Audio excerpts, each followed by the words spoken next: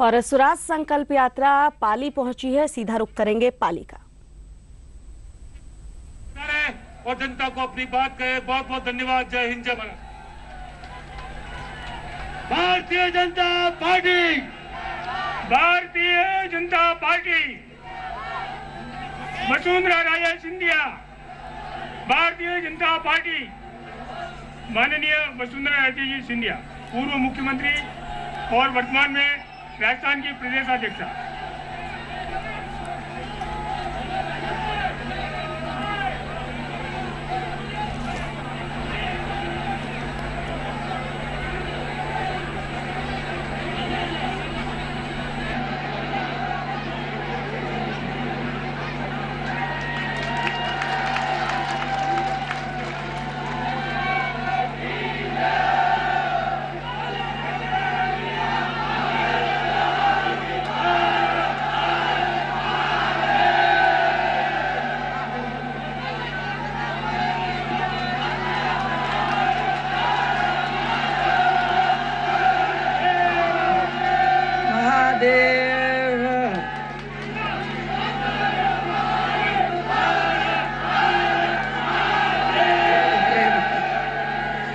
आप लोगों के इस उत्साह को देखकर मुझे बहुत खुशी है।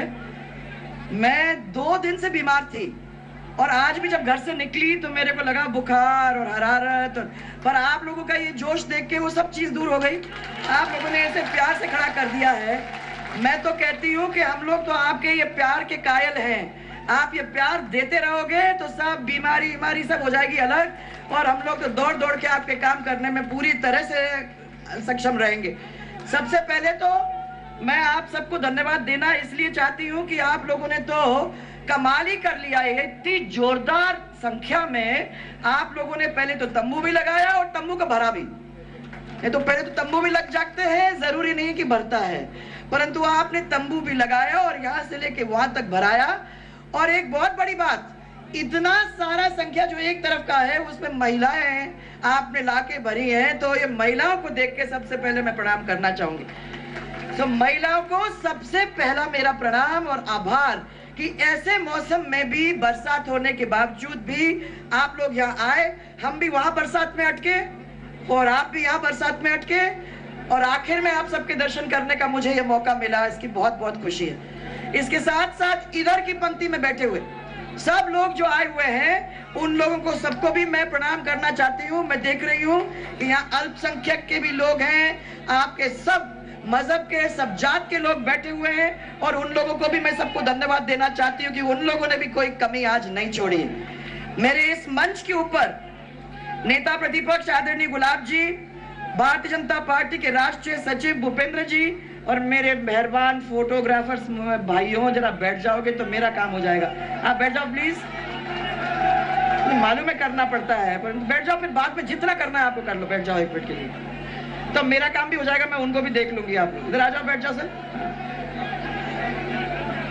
हमारे पूर्व मंत्री कैलाश जी मेघवाल, यहाँ के लाडले विधायक ज्ञान जी प्यारेक, पूर्व मंत्री जनार्दन जी गहलोत, पूर्व मंत्री राम नारायण जी डूडी, पूर्व मंत्री लक्ष्मी नारायण जी दवे, हमारे विधायक पुष्पेंद्र जी, हमारे भारतीय जनता पार्टी के प्रदेश महामंत्री रामचरण जी, और सांसद पूर्व सांसद पुष्प जी, पूर्व विधायक देवी शंकर जी बूथड़ा, हज कमेटी के पूर्व चेयरमैन फिरोज खान साहब, मदरसा बोर्ड के पूर्व चेयरमैन साहब हिदायत खान जी, और हमारे जिला अध्यक्ष जिन्होंने इतना सारा मिलके मेहनत करके इतना सारा काम किया, महेंद्र जी बोरा, आपको, आपकी टीम को, और सब बीजेपी के इस तरफ बैठे हुए, उस तरफ बैठे हुए सब कार्यकर्ता और नेतागण, अब कोई रह तो नहीं गया, सब लोगों को मैं बहुत ओहो, ये कह रहे हैं महिला मोर्चा। मैं महिला मोर्चा सबसे पहले ही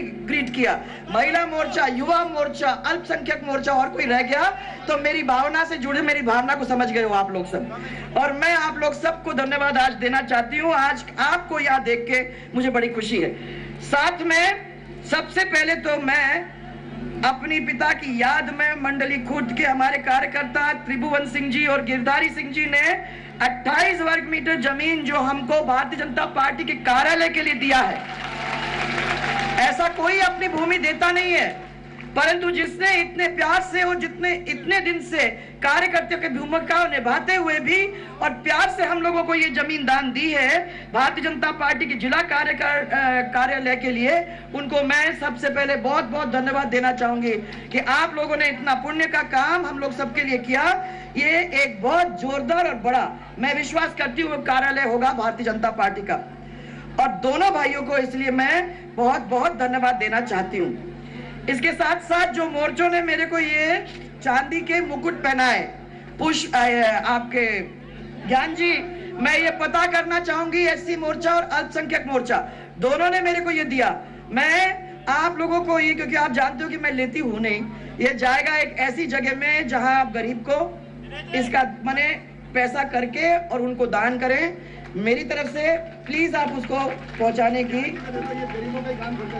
हेलो ज्ञान जी को, ज्ञान जी करते हैं ये आपके दवाई दारू का काम और ये ऑपरेशन वगैरह का काम, उसके लिए आप रख लो उसमें। ये तो मेरी तरफ से मुकुट भी हो गया।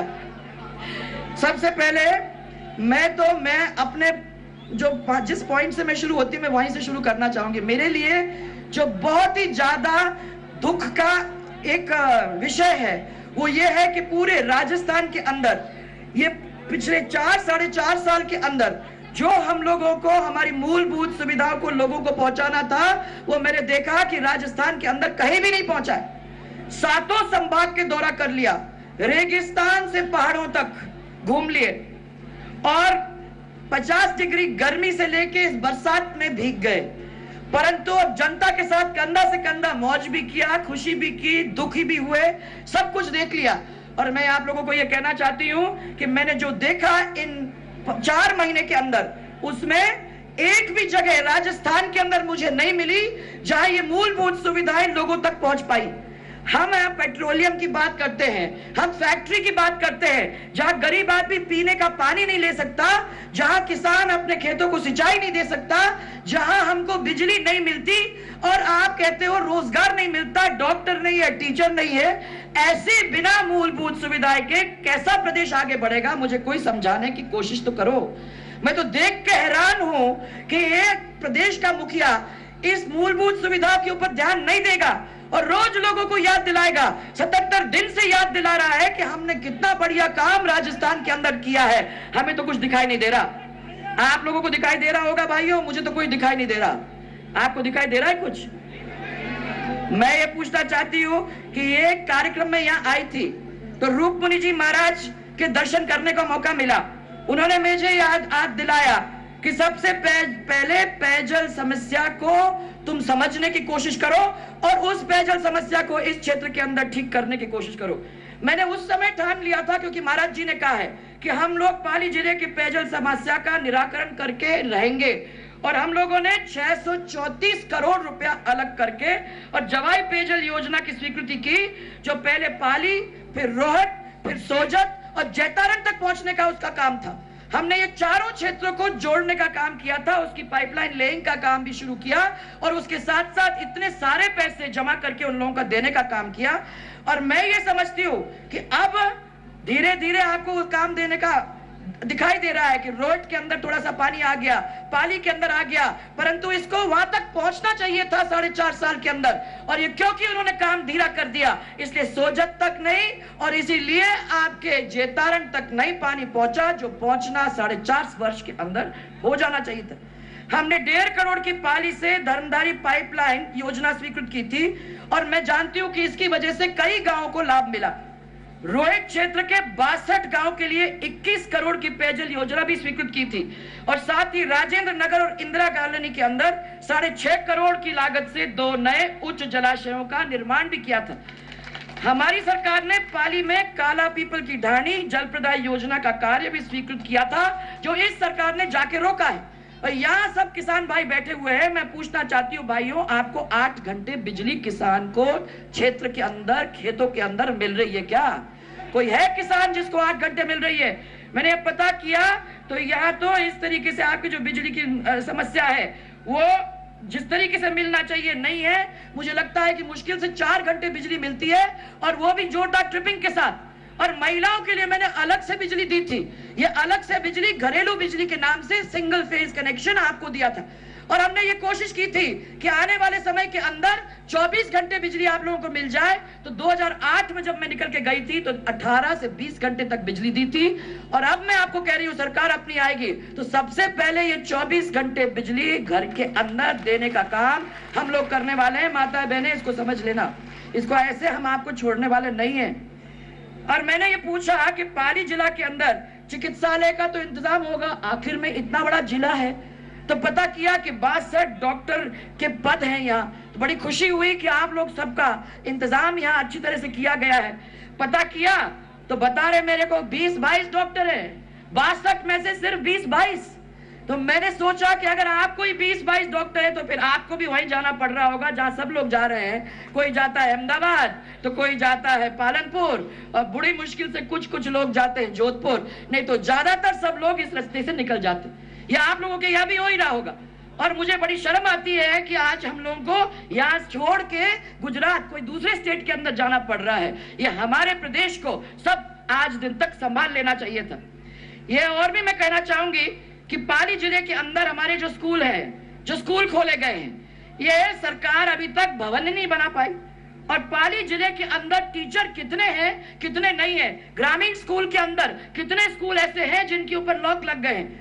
मैं ये कहना चाहती हूँ कि माताएं बहनें, सबसे पहले हमारे प्रदेश के अंदर ये स्कूल्स का काम है। हम लोगों को हमारे बच्चों को पढ़ाना है, लिखाना है, ताकि वो अपने पैर पे खड़े होकर आगे चल के काम कर सके। पर यहाँ तो मैं देख रही हूँ कि लैपटॉप तो आपने दे दिया, परंतु स्कूल्स के अंदर टीचर नहीं है पढ़ाने वाला।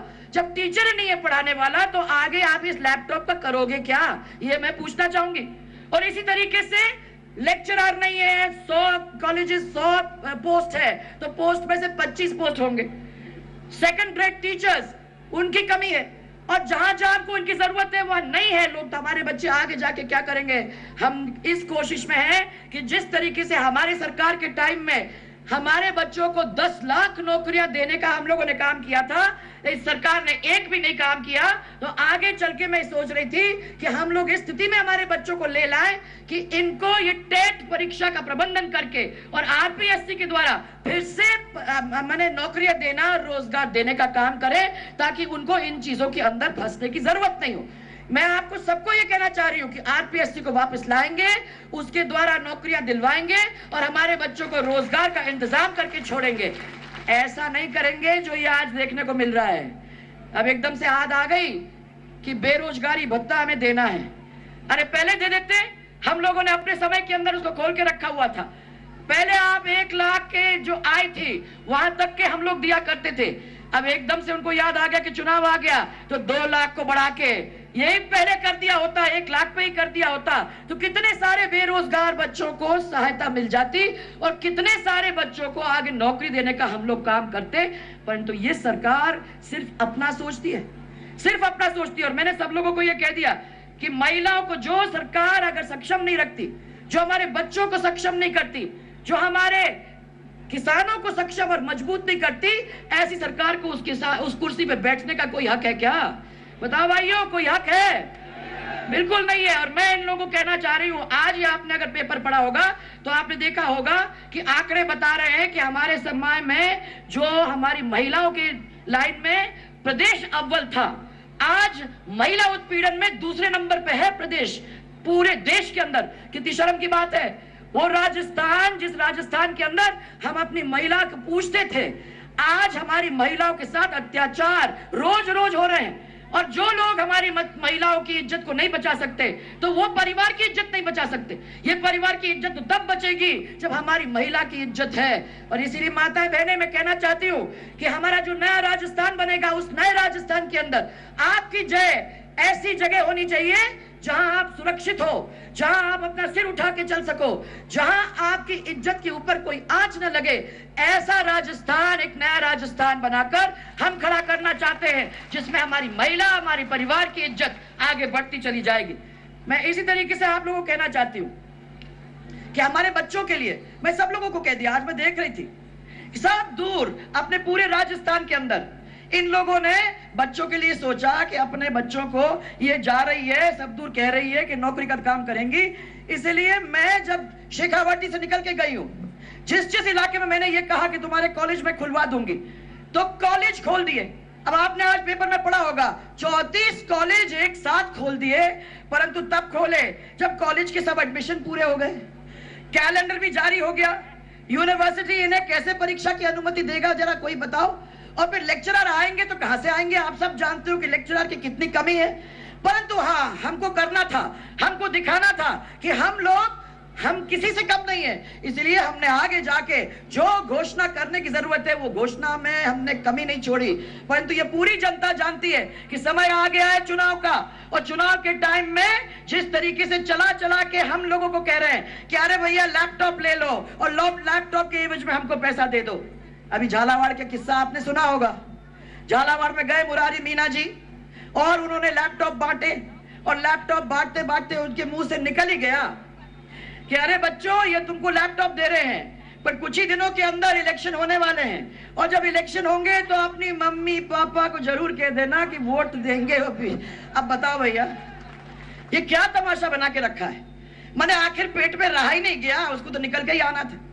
अरे इसलिए मैं कहना चाह रही हूं आप लोगों को, भाई साहब, गरीब के ऊपर जिस तरीके से अपमान हुआ जा रहा है, जिस तरीके से गरीब के दुख के ऊपर मिर्ची छिड़की जा रही है, आप देख लीजिए कि दिल्ली की सरकार ये कहती है कि 27 रुपए में आप गरीब नहीं हो, आप अच्छा खाना खा लोगे। 33 रुपए के अंदर आप यहाँ सिटी के अंदर अच्छा खाना खा लोगे।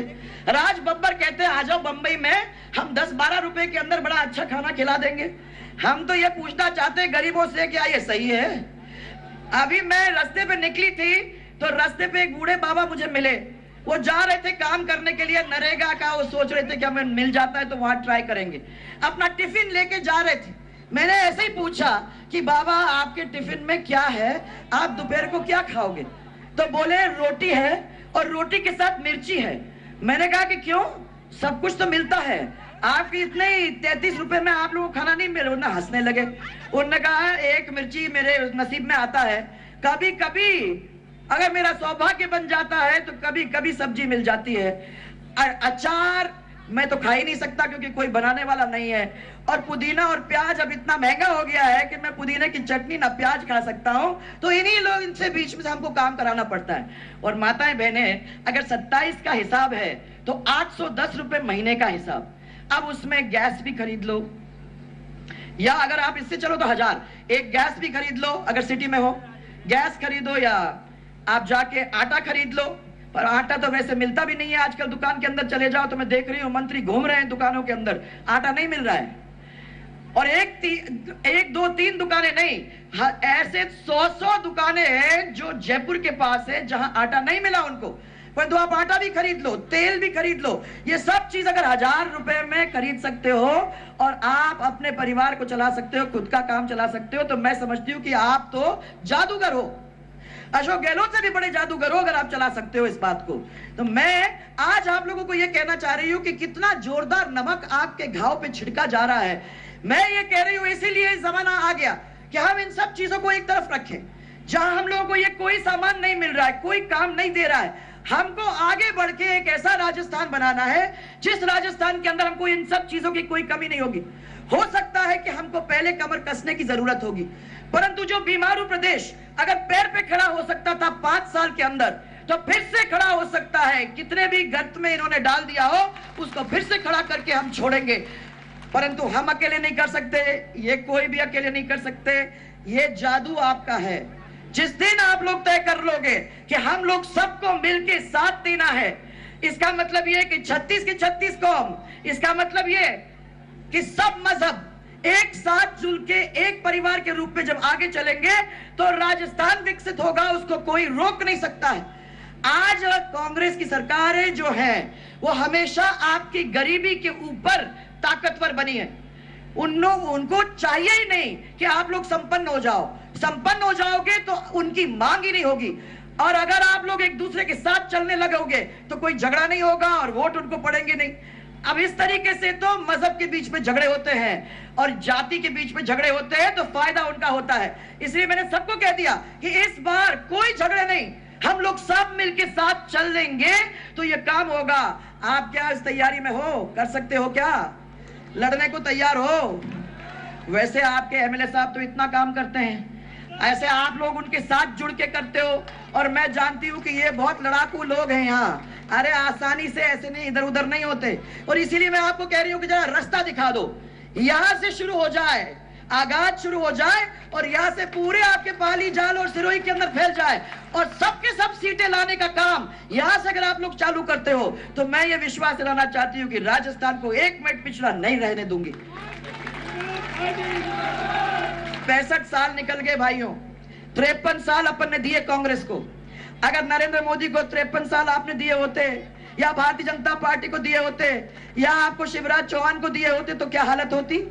15 साल के अंदर कैसे बदल के रख दिया, 10 साल के अंदर अपने एमपी को किस तरह से बदल के रख दिया और राजस्थान को 5 साल में हम लोगों ने किस तरीके से बदल के रख दिया। और 53 साल के बाद इन्होंने जिस तरीके से हमको गर्द पे बिठाने का काम किया है, उनको 1 मिनट के लिए भी उस कुर्सी में बैठने का हक नहीं है।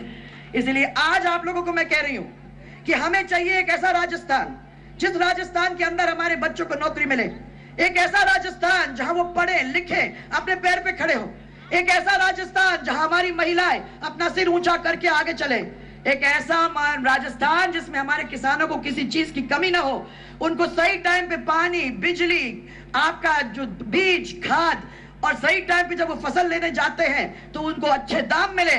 ऐसा काम आप लोग करा सकते हो? करा सकते हो?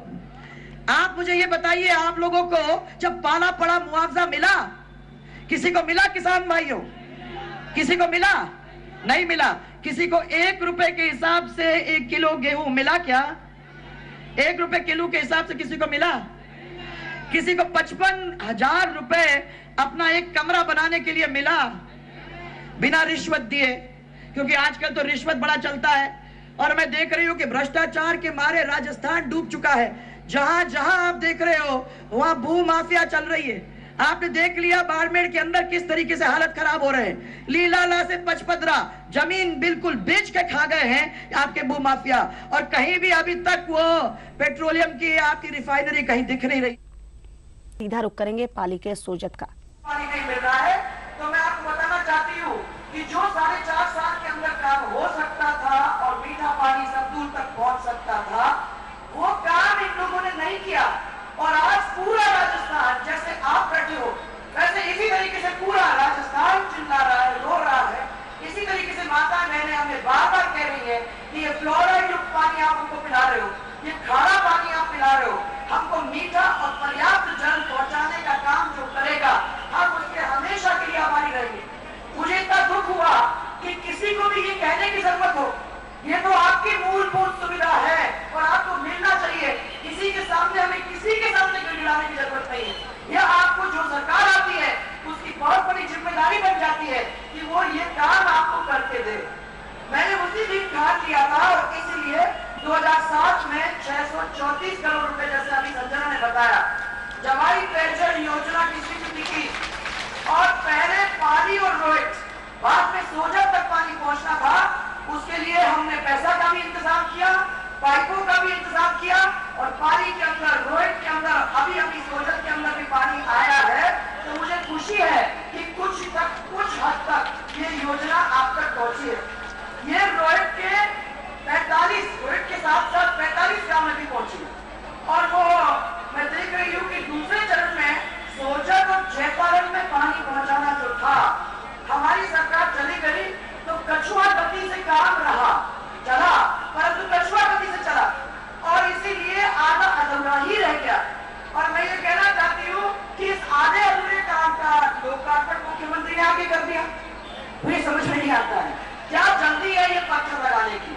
काम नहीं होगा उसके बाद भी दौड़ के पहले हम फीता काटेंगे, पत्थर लगाएंगे, सबको बताने की कोशिश करेंगे कि हमारे पीछे जो भी आता है वो ये पढ़ेगा और कहेगा कि हाँ ये मुख्यमंत्री अशोक गहलोत ने काम किया, जब काम नहीं किया। और मैं यही कहना चाह रही हूँ कि उन्होंने आगे लोकार्पण भी कर